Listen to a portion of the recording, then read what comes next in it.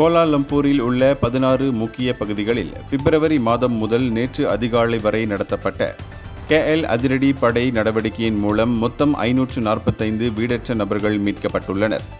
மீட்கப்பட்டவர்களில் 30 முதல் 60 வயதுக்குட்பட்ட 180 வெளிநாட்டவர்களும் அடங்குவர் என்று அதிகாரிகள் உறுதிப்படுத்தினர்.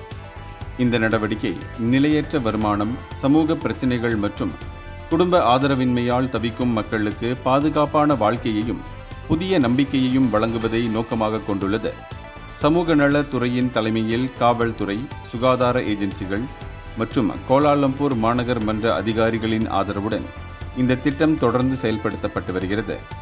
மீட்கப்பட்ட நபர்கள் அனைவரும் அடிப்படை தேவைகளை பெறுவதுடன் உரிய சுகாதார பரிசோதனைகளையும் பெறுவதை இது உறுதி செய்கிறது. தெருக்களில் வாழ்க்கையின் கடுமையான யதார்த்தத்தை சந்தித்த பின்னர் இந்த மீட்பு நடவடிக்கையால் மீட்கப்பட்டவர்கள் தற்போது தங்கள் வாழ்க்கையில் ஒரு புதிய தொடக்கம் கிடைக்கும் என்று நம்பிக்கை தெரிவித்துள்ளனர். இந்தியர்களின் இதய குரல் மக்களோசை.